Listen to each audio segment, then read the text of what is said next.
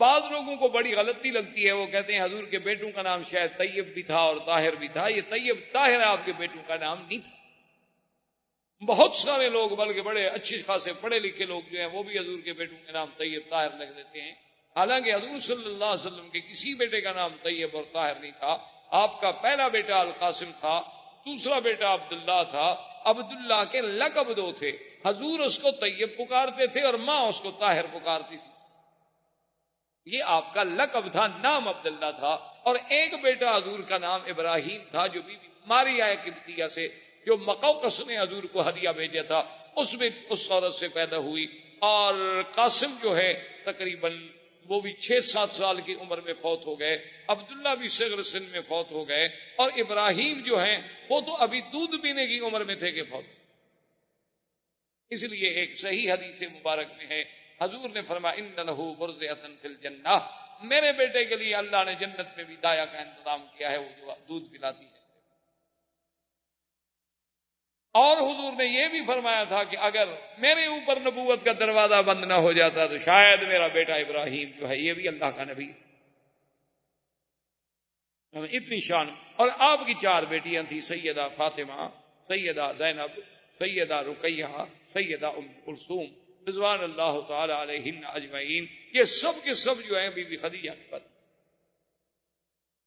اور اسی سے دشمنان اسلام، دشمنان دین کا یہ پراپگنڈا کہ حضور نے اتنی شادیاں کی اور حضور نے اتنی شادیاں کی اور حضور نے اتنی شادیاں کی، جیسے رشدی بدبخت نے لکھا، تسلیمہ نسرین نے لکھا، اور اسی قسم کے ملعونین جن کو اصل میں تو بغض ہے اسلام سے اور دین محمد مصطفیٰ صلی اللہ علیہ وسلم سے، اور پھر وہ الزام لگانے میں بہانوں کی تلاش میں ہوتے ہیں کہ کوئی ہمیں موقع مل جائے.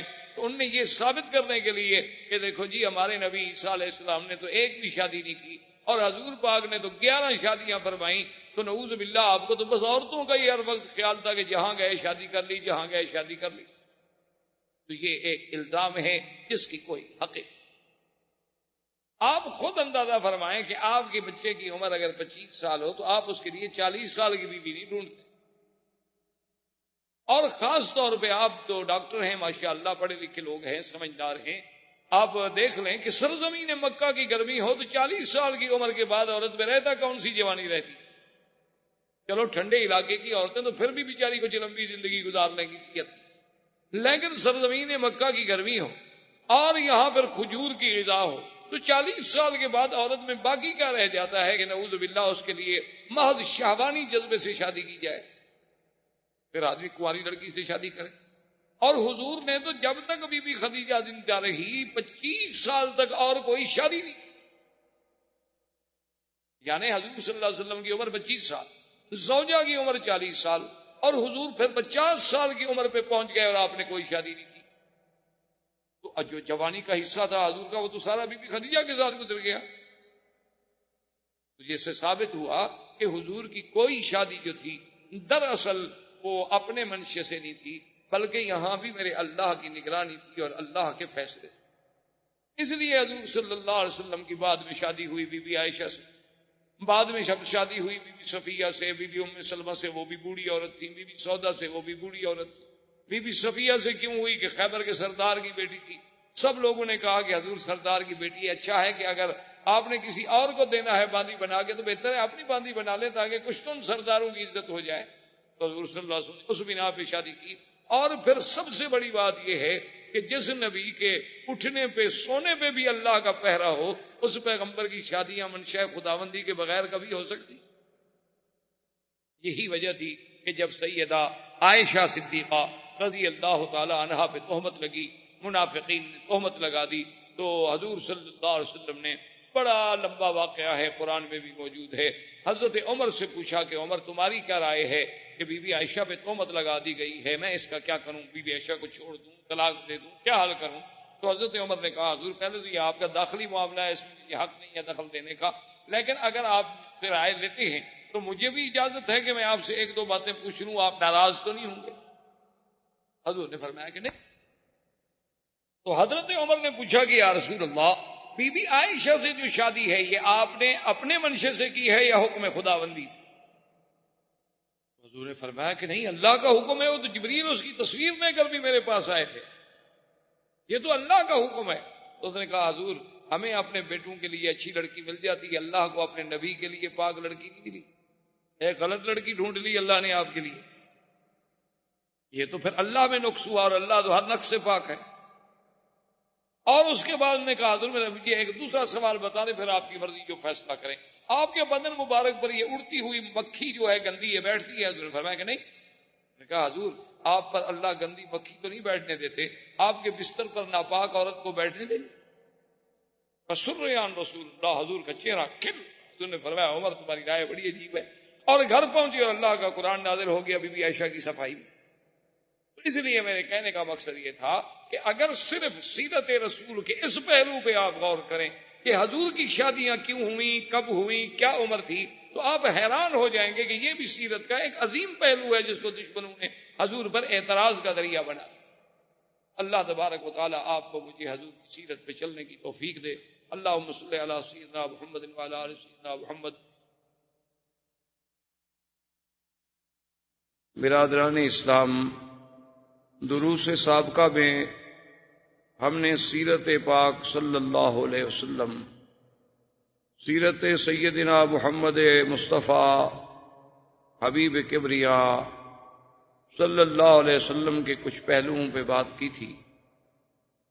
حضور صلی اللہ علیہ وسلم کی ولادت مبارکہ کا ذکر، پھر حضور صلی اللہ علیہ وسلم کی رضاعت مبارکہ، پھر آپ کا مکہ مکرمہ میں واپس تشریف لے آنا، عبد المطلب کی کفالت کا زمانہ، اور اس کے بعد پھر حضور صلی اللہ علیہ وسلم کا عبد المطلب کی موت کے بعد اپنے چچا ابی طالب کی کفالت میں آنا، اور ابی طالب کی کفالت کے زمانے میں ہی حضور صلی اللہ علیہ وسلم کا پہلا سفر، اور اس کے بعد حضور صلی اللہ علیہ وسلم کا تجارتی امور کے لیے شام کا سفر، اور اس میں میسرہ غلام سیدہ خدیجہ رضی اللہ تعالی عنہا کا مشاہدہ احوال رسول پاک صلی اللہ علیہ وسلم،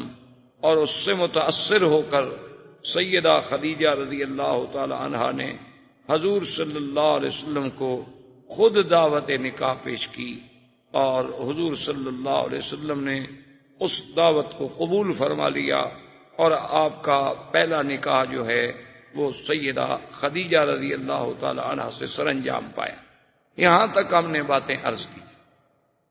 اصل میں 2-4 روز سے مجھے تکلیف تھی، 1-2 دن حرم میں درس بھی 2 درس نہیں ہو سکے، لیکن آج ہمارے ایک بزرگ مدینہ منورہ سے تشریف لائے تھے، تو سیرت بھی مدینے والے کی اور مدینہ منورہ کا مہمان بھی ہو، تو یہ مناسب نہیں تھا کہ میں چھٹی کروں، ورنہ حقیقتاً مجھ میں اتنی ہمت نہیں تھی، اور نہ ہی مزید بولنے سے اور گلے پہ اثر، لیکن بہرحال جب اللہ کی رحمت ہوگی تو سب باتیں خود بخود ٹھیک ہو جائیں گی۔ تو سیدہ خدیجہ الکبریٰ رضی اللہ تعالی عنہا دنیا کائنات میں وہ سب سے خوش نصیب خاتون ہیں، وہ سب سے خوش قسمت خاتون ہیں کہ جن کے مقدر میں سرکار دو عالم صلی اللہ علیہ وسلم کی زوجیت کا شرف آیا اور سب سے پہلے آیا۔ اسی لیے روایات میں یہ بات موجود ہے کہ کامل من الرجال کثیرون، کہ مردوں میں تو بہت کامل پیدا ہوئے، بڑے بڑے کامل پیدا ہوئے، اللہ کے نبی پیدا ہوئے، انبیاء و رسل پیدا ہوئے، لیکن عورتوں میں بہت کم کامل پیدا ہوئے، یعنی عورت ہو اور مقام کمال کو پہنچے وہ خوش نصیب بیویاں، ان میں ایک سیدہ خدیجہ الکبریٰ ہے رضی اللہ تعالی عنہ۔ اسی طرح بی بی آسیہ جنہوں نے فرعون کے گھر میں رہ کر بھی سیدنا موسیٰ علیہ السلام پہ اسلام لائیں، ایمان لائیں، اور اسی طرح بی مریم علیہ السلام جو سیدنا عیسیٰ علیہ السلام کی والدہ ہیں، اور اللہ نے انہیں بھی بہت بڑے شرف عظیم سے نوازا، اور اسی طرح اخت موسیٰ علیہ السلام، اور اسی طرح سیدہ عائشہ رضی اللہ تعالی عنہن اجمعین، یہ وہ خوش نصیب با کمال خواتین ہیں کہ جن کو اللہ نے مدارج کمال، مدارج جمال سے اور مدارج مقامات رفیع سے نوازا، کہ جن کا ذکر قرآن میں، حدیث پاک میں، لسان نبوت پہ آیا، اور ان سب میں پھر جو شرف سیدہ خدیجہ کو ملا ہے اس کا کوئی مقابلہ نہیں ہو سکتا۔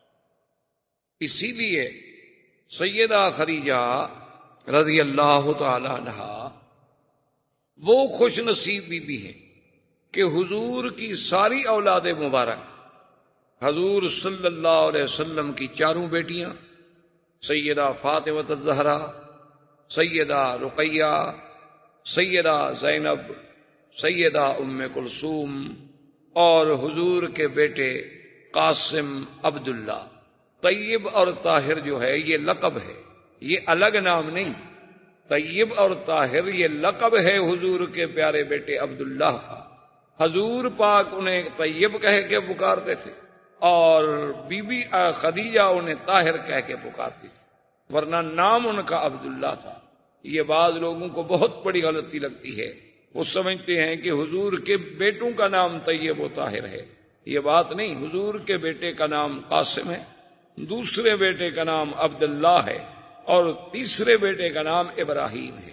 یہ ابراہیم جو ہیں یہ بی بی خدیجہ سے نہیں، بلکہ یہ بی بی ماریہ قبطیہ جو بادشاہ حبشہ مقوقس نے حضور صلی اللہ علیہ وسلم کو ہدیہ بھیجا تھا، اور حضور نے انہیں پھر بیوی بنا لیا، تو اس بی بی سے حضرت ابراہیم پیدا ہوئے، اور حضرت ابراہیم دودھ پینے کی عمر میں، یعنی ابھی 2 سال کی عمر کے اندر اندر وفات ہوئی، اور میرے آقا نے سرکار دو عالم رحمت دو جہاں صلی اللہ علیہ وسلم نے فرمایا کہ اگر میرے بعد اللہ تبارک و تعالی نبوت کا دروازہ بند نہ کرتے تو یہ میرا بیٹا ابراہیم بھی نبی ہوگا۔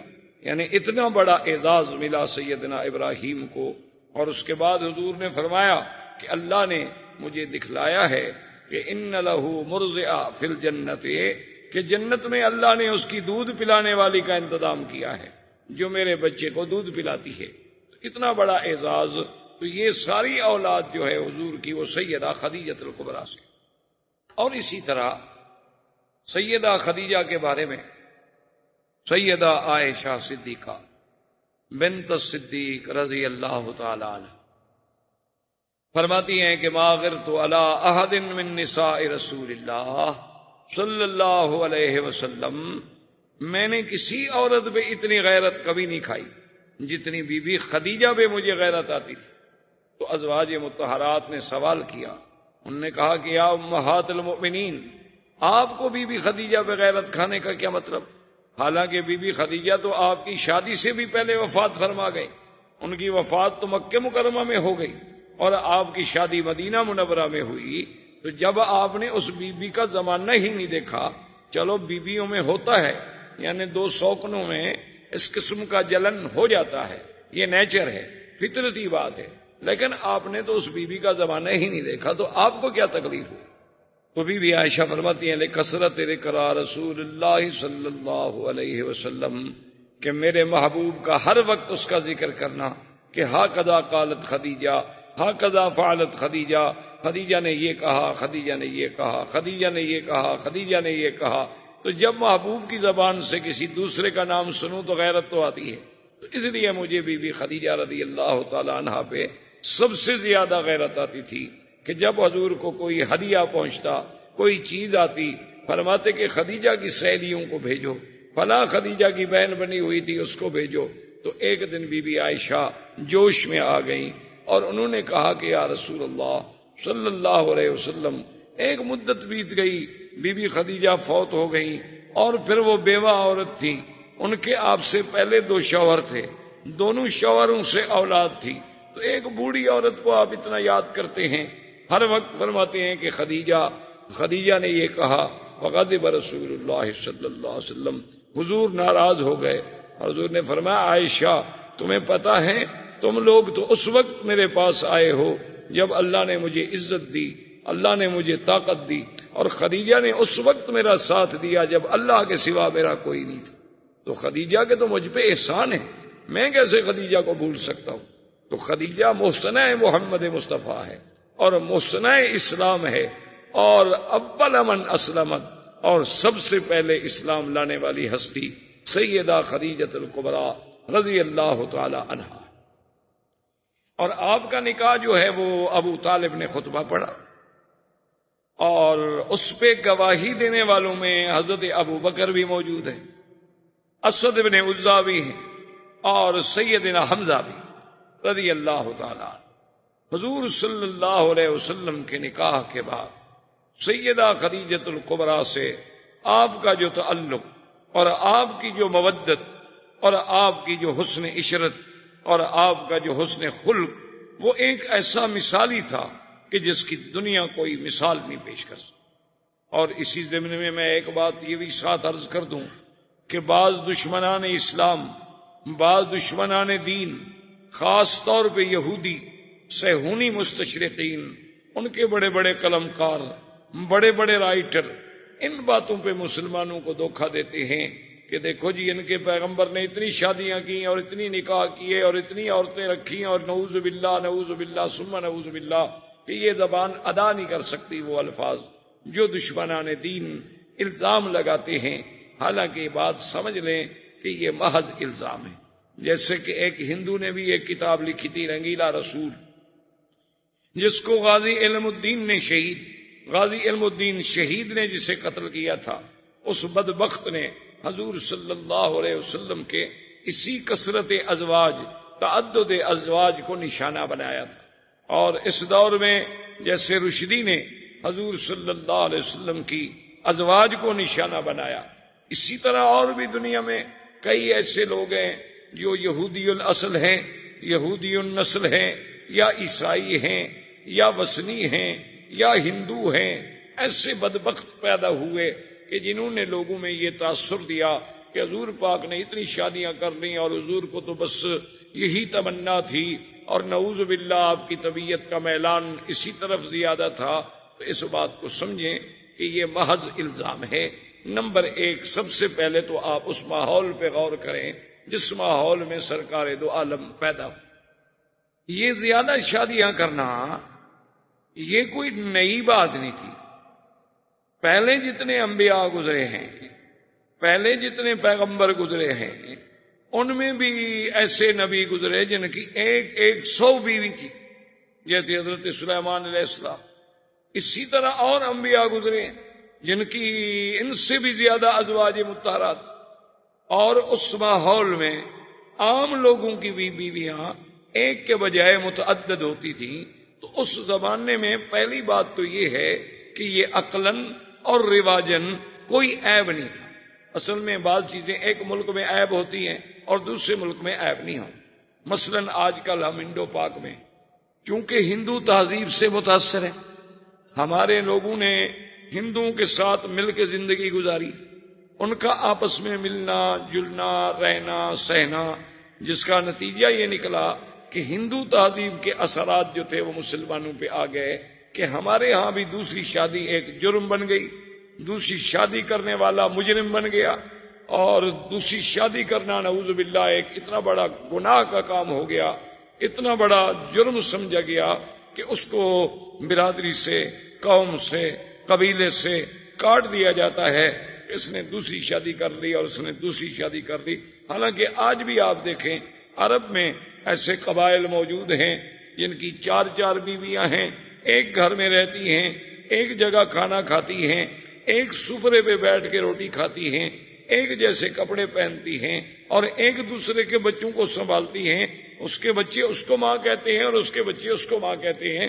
کوئی تضاد نہیں، کوئی تعارض نہیں، کوئی جھگڑا نہیں، کیونکہ ان پر ہندو کا غلبہ نہیں، اسلام کا غلبہ ہے، اور ہم پر تہذیب ہندوانہ کا غلبہ ہے، جس کی وجہ سے ہمارے ہاں دوسری شادی کرنا جو ہے وہ بہت بڑا جرم بن گیا.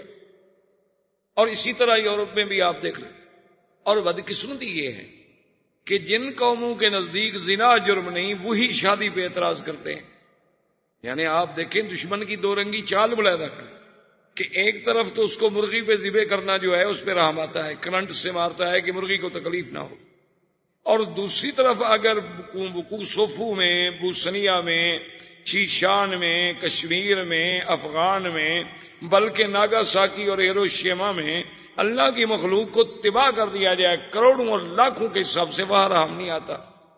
جن لوگوں نے اپنے آپ کو اتنی اوپن کیا ہوا ہے کہ جن کے نزدیک زن زر زمین کا کوئی قانون ہی نہیں ہے، یعنی عورت اپنی رضامندی سے جو چاہے کرے، شرط یہ ہے کہ رضامندی، ان کے نزدیک شادی پہ اعتراض ہے.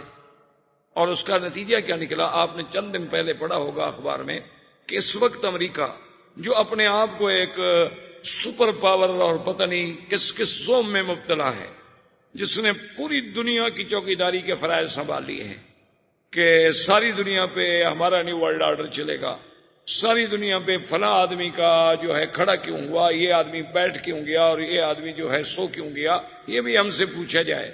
اس کا یہ عالم ہے وہاں 10 لاکھ لڑکیاں نکاح سے پہلے چھوٹی عمر میں حاملہ ہوتی، ہر سال 10 لاکھ، اور ہر سال 10 لاکھ حرامی بچہ پیدا ہو، 50 سال میں کتنے ہو جائیں گے آپ حساب کر لیں، پھر ان کا عدد دیکھ لیں ٹوٹل کہ کل آبادی کتنی ہے، اور ہر سال 10 لاکھ حرامی بچوں کا اس میں اضافہ ہوتا ہے. اس سے خود اندازہ کر لیں کہ وہ قوم جن کو اپنی نسل کا علم نہیں، اعتراض کرتے ہیں حضور صلی اللہ علیہ وسلم پر، یہ کتنی بڑی بدقسمتی. دوسری بات یاد رکھیں کہ حضور صلی اللہ علیہ وسلم نے 11 نکاح کیے. حضور صلی اللہ علیہ وسلم کی ازواج مطہرات 9 تھیں جس وقت میرے آقا اس دنیا سے تشریف لے گئے. آپ کی 9 بیویاں زندہ موجود. یہ 2 باتیں ذہن میں رکھیں. تیسری بات یہ ذہن میں رکھ لیں کہ ہر مسلمان کا یہ عقیدہ ہے کہ حضور صلی اللہ علیہ وسلم کا کوئی کام، کوئی عمل، کوئی حکم، کوئی فرمان اللہ کے بغیر ہوتا ہی نہیں.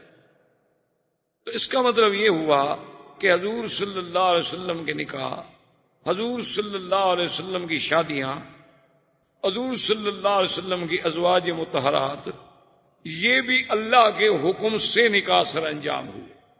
تو جب اللہ کا حکم ہو تو اللہ کا رسول اپنے حکم، خدا کے حکم کو کیسے توڑ سکتے ہیں؟ یہ بات ذہن میں رکھ لیں. اور اس کے ساتھ اب سیرت کا بھی ایک پہلو دیکھیں. سارے قرآن میں آپ نظر ڈالیں، پہلے تو نظام عالم یہ ہے، سنت اللہ یہ ہے کہ اللہ قرآن میں عورتوں کا ذکر زیادہ نہیں فرماتے، بلکہ وہ مردوں کے تابع ہو کے ایک حکم عام دے دیا جاتا.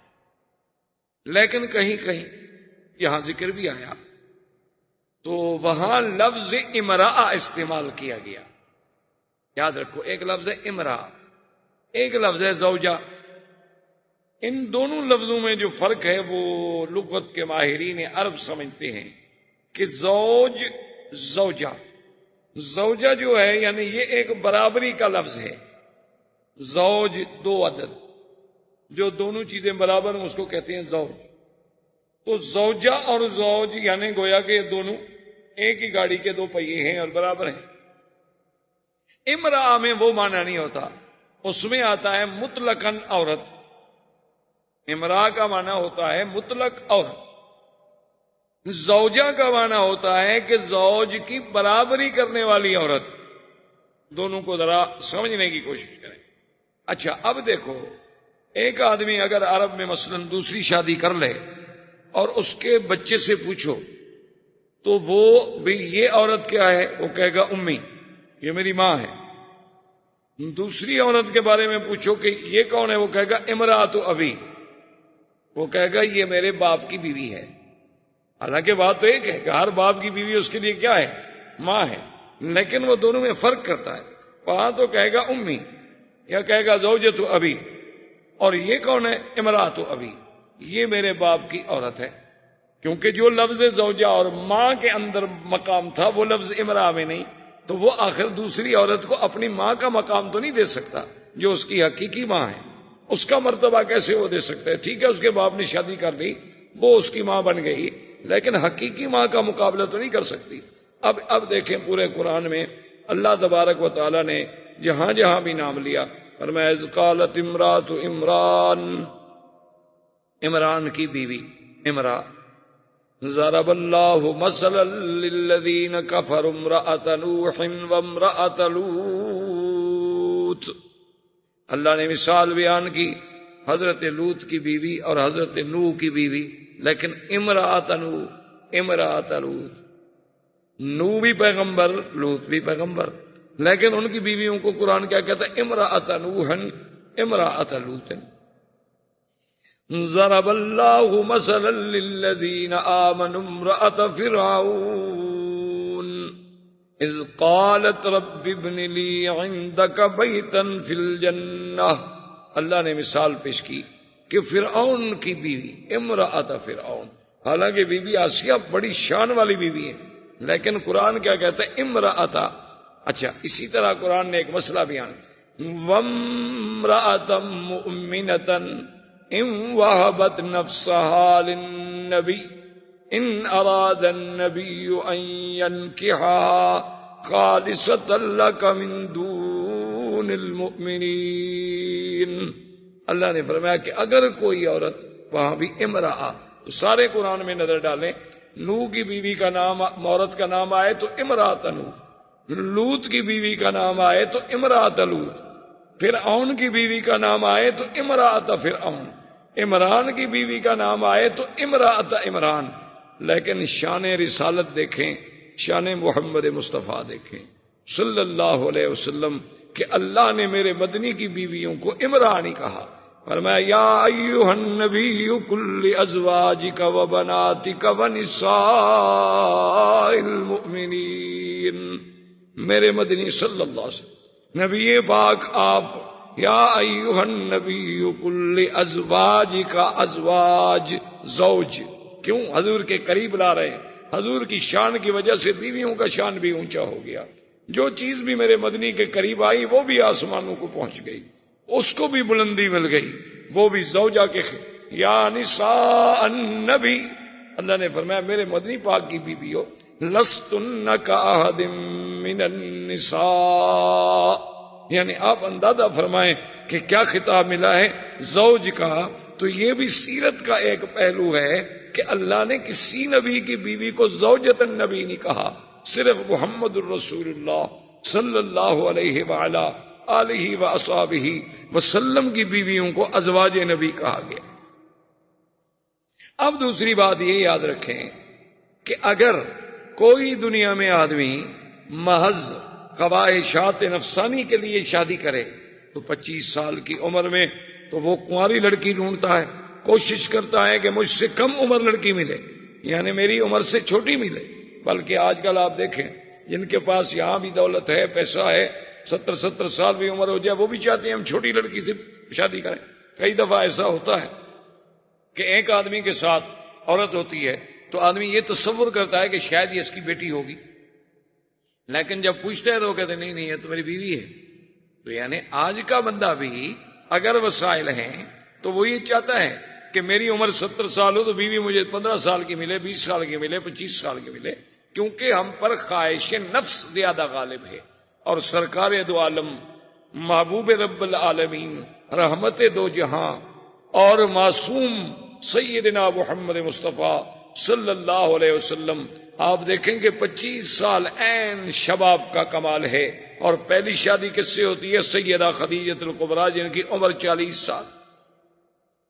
چلو ایک منٹ کے لیے ہم دشمنوں کی بات مان لیں کہ جی وہ تو ایک ضرورت تھی اور امیر عورت تھی اور سردار قبیلے کی عورت تھی، حضور کو اپنے تحریک چلانے کے لیے سرمایہ کی ضرورت تھی تو حضور پاک نے ایک عورت سے شادی کر لی.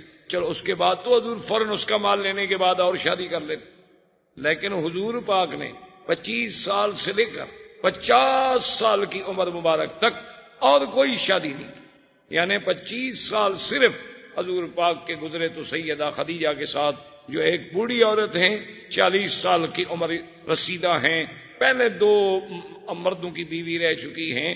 تم سمجھ آیا کہ حضور کا خواہشات نفسانی کا تو کوئی مسئلہ ہی نہیں تھا۔ اور پھر حضور صلی اللہ علیہ وسلم کا اپنے وجود مبارک پر اتنا اللہ نے انہیں کنٹرول عطا فرمایا تھا کہ بی بی عائشہ فرماتی ہیں کہ جب چاہو حضور کو دیکھو روزے رکھ رہے ہیں تو معلوم ہوتا تھا کہ افطار ہی نہیں کریں گے، اور افطار کر لیا تو معلوم ہوتا تھا روزے بھی نہیں رکھیں گے، اور کبھی دن میں بھی روزہ، رات میں بھی روزہ، دن میں بھی روزہ، رات میں بھی روزہ۔ اچھا، اور بیویوں پہ نظر ڈالیں، بی بی ام سلمہ پہ نظر ڈالیں، بی بی سودا پہ نظر ڈالیں، جن کے بڑھاپے کا یہ عالم تھا کہ انہوں نے کہا کہ یا رسول اللہ ہمیں تو اب کوئی خواہش ہی نہیں ہے، لہذا ہمارا دن جو ہے وہ بی بی عائشہ کو دے دیا جائے، یعنی وہ بھی بوڑھی عورت ہے۔ اچھا، اصل وجہ کیا تھی شادیوں کی؟ اس میں اللہ کی حکمت تھی۔ بی بی زینب سے کیوں شادی ہوئی؟ تاکہ جاہلیت کی رسم ٹوٹے۔ جاہلیت میں ایک رسم تھی کہ جس کو کہہ دیتے تھے کہ یہ میرا بیٹا ہے، زبانی بیٹا بنا لیتے، تو اس بیٹے کی بیوی کو بھی وہ حقیقی بیٹے کی بیوی کے برابر سمجھتے تھے کہ اس سے بھی نکاح حرام ہے۔ کیوں؟ یہ بیٹا جو ہم نے کہہ دیا۔ تو اللہ پاک نے اس قانون کو توڑا کہ رسم جاہلیت ہے، صرف بیٹا کہہ دینے سے کوئی بیٹا نہیں بن جاتا۔ اب حضرت زید رضی اللہ تعالی عنہ، جنہیں حضور نے اپنا بیٹا بنایا اور جن کو سارے صحابہ کہتے تھے زید ابن محمد صلی اللہ علیہ وسلم، یہ زید کون ہے؟ اصل میں یہ زید ابن حارثہ۔ ان کو راستے میں کسی نے پکڑ لیا۔ قبیلے آتے ہیں نا، سفر کرتے ہیں، راستے میں قبیلے والوں نے پکڑ لیا، مکے میں آ کے بیچ دیا کہ یہ غلام ہے، حالانکہ وہ بیچارے غلام نہیں تھے۔ بک گئے جب تو پھر بی بی خدیجہ نے خریدا، تو اب یہ غلام بن گئے بی بی خدیجہ کے۔ تو جب سرکار دو عالم صلی اللہ علیہ وسلم کی شادی ہوئی تو بی بی خدیجہ نے زید کو دیا حضور کے حوالے کہ آپ آج کے بعد میرے غلام نہیں ہوں گے بلکہ غلام ہوں گے محمد مصطفیٰ کے، اور آپ نے حضور صلی اللہ علیہ وسلم کی خدمت کرنی ہے۔ حضرت زید حضور کے اتنے قریب آئے، اتنی خدمت کی، حضور نے خوش ہو کے انہیں اپنے بیٹے کا لقب دے دیا اور فرمایا کہ زید تم غلام نہیں، تم میرے بیٹے ہو۔ تو لہذا لوگوں نے بھی انہیں زید ابن محمد، زید ابن محمد صلی اللہ علیہ وسلم کہہ کے پکارنا شروع کیا۔ اب اللہ کی شان دیکھیں کہ ان کے والد حارث وہ جناب تلاش کرتے کرتے کرتے کرتے مکے میں پہنچ گئے، اور انہیں پتہ لگا کہ تمہارا بیٹا تو یہاں موجود ہے زید۔ انہوں نے جا کے زید کو پکڑا، جب پکڑا تو پہچان لیا، آخر بیٹا بیٹا ہوتا ہے۔ انہوں نے کہا کہ بیٹا میں تو مدت ہو گئی تمہیں ڈھونڈتے ڈھونڈتے، باپ ہے، اولاد تو بڑا ایک سب سے بڑی کمزوری ہے انسان، یعنی اللہ تبارک و تعالی رحمت فرمائے انما اموالکم و اولادکم فتنہ، اولاد اور مال جو ہے سب سے بڑی آزمائش ہے۔ تو بڑی محبت کے ساتھ ملے اور نے کہا کہ اچھا ہوا تم مجھے مل گئے اور تم مہربانی کرو میرے ساتھ چلو، اور وہ حضور کی خدمت میں حارث، انہوں نے آگے عرض کیا کہ یا محمد صلی اللہ علیہ وسلم یہ میرا بیٹا ہے زید، یہ غلام نہیں ہے، ہم تو پیچھے بڑے آزاد قبیلے کے لوگ ہیں، اس میں غلامی کوئی نہیں، یہ تو سفر کر رہا تھا، قبیلے والوں نے ظلم کیا، پکڑ لیا، مکے میں آ کے بیچ دیا، اور اب مجھے پتہ چلا ہے کہ یہ آپ کا غلام ہے، مہربانی کریں آپ اس کو اجازت دیں کہ یہ میرے ساتھ واپس جائے، آخر میرا بیٹا ہے۔ حضور پاک صلی اللہ علیہ وسلم نے فرمایا کہ حارثہ ہم اس میں انصاف کریں گے، ہم کسی کے ساتھ زیادتی نہیں کریں گے، بات اتنی ہے کہ نخیر زید، ہم زید کو خیار دے دیتے ہیں اور اختیار دے دیتے ہیں کہ زید جہاں چاہے چلا جائے، اگر ہمارے پاس رہنا چاہتا ہے تو ہمارے پاس رہے، اگر اپنے والد کے ساتھ جانا چاہتا ہے، ورنہ تو ہم آپ کا کوئی حق نہیں کیونکہ ہم تو خرید چکے ہیں۔ تو حارثہ بڑے خوش ہو گئے، انہوں نے کہا جی بالکل ٹھیک ہے، ماشاءاللہ الحمدللہ، یہی تو میں چاہتا ہوں، اور انہوں نے زید کو سمجھایا، قائل کرنے کی کوشش کی کہ بیٹا تمہیں لاکھ پیار ملے لیکن یہاں تو غلام ہی رہو گے نا، اور جب تم واپس جاؤ گے اپنے قبیلے میں تو تم ایک آزاد، ایک احرار اور حر کی حیثیت میں ہوگے، اس نے کہا کہ ابا جان بات سن لیں کہ خدا کی قسم ہے میں تو دنیا کی بادشاہی جو ہے وہ بھی محمد مدنی کی غلامی پہ چھوڑ سکتا ہوں، میں تو ساری دنیا کو چھوڑ سکتا ہوں لیکن محمد عربی کو نہیں چھوڑ سکتا، میں اپنے باپ کو بھی چھوڑ سکتا ہوں، میں اپنا قبیلہ بھی چھوڑ سکتا ہوں، واللہ لا نترک محمدن، خدا کی قسم ہے میں محمد پاک کو کبھی نہیں چھوڑوں۔ تو اب حضور نے فرمایا کہ بھائی ہم زیادتی اور زبردستی جو ہے وہ زید پر بھی نہیں کر سکتے، اس کی مرضی ہے۔ تو اتنا پیارا زید، اس کی شادی بھی حضور نے خود کی بی بی زینب سے، اور بڑا لمبا واقعہ ہے، بہرحال وہ شادی نہ نبھ سکی، طلاق ہو گئی۔ اللہ تبارک و تعالی نے یہ چاہا کہ اب حضور کی شادی بی بی زینب سے ہو تاکہ یہ رسم جاہلیت ختم ہو جائے کہ بھئی زبانی بیٹا زبانی بیٹا ہوتا ہے اور حقیقی بیٹا حقیقی بیٹا ہوتا ہے۔ یہ کیا بات ہے کسی کو کوئی کہہ دے کہ میرا بیٹا ہے تو بس بیٹا ہو جائے گا وہ۔ اور پھر شادی کا انجام بھی دیکھے اور کمال بھی دیکھیں۔ حضور نے پیغام بھیجا بی بی زینب کو اپنی نکاح کے لیے، ویسے بھی حضور کی پھپھی کی بیٹی تھی اور زید کی طلاق کی وجہ سے وہ دل شکستہ بھی تھی۔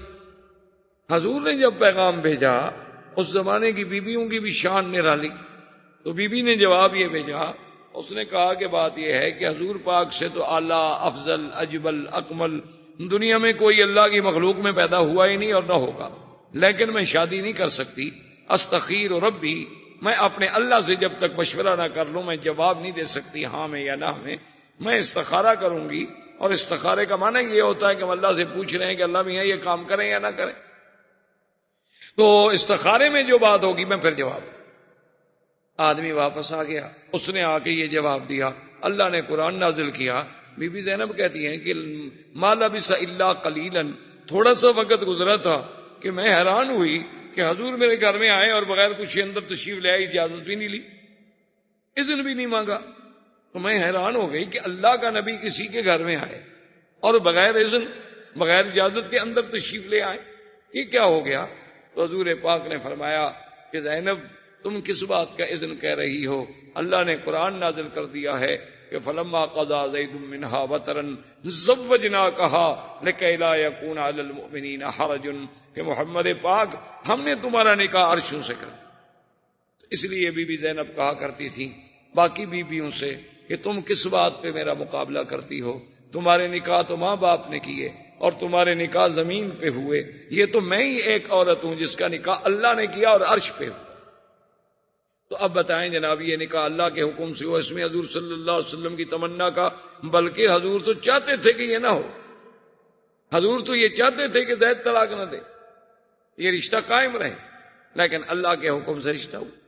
اسی طرح آپ دیکھ لیں بی بی صفیہ، جب خیبر فتح ہو گیا اور اللہ نے مسلمانوں کو غلبہ دیا، یہودی زیر نگیں آ گئے، انہوں نے جزیہ دینا طے کر لیا، خیبر کے تمام قلعے فتح ہو گئے، تو بی بی صفیہ جو ہیں یہ خیبر کے سردار کی بیوی تھیں اور ایک بہت بڑے سردار کی بیٹی تھی۔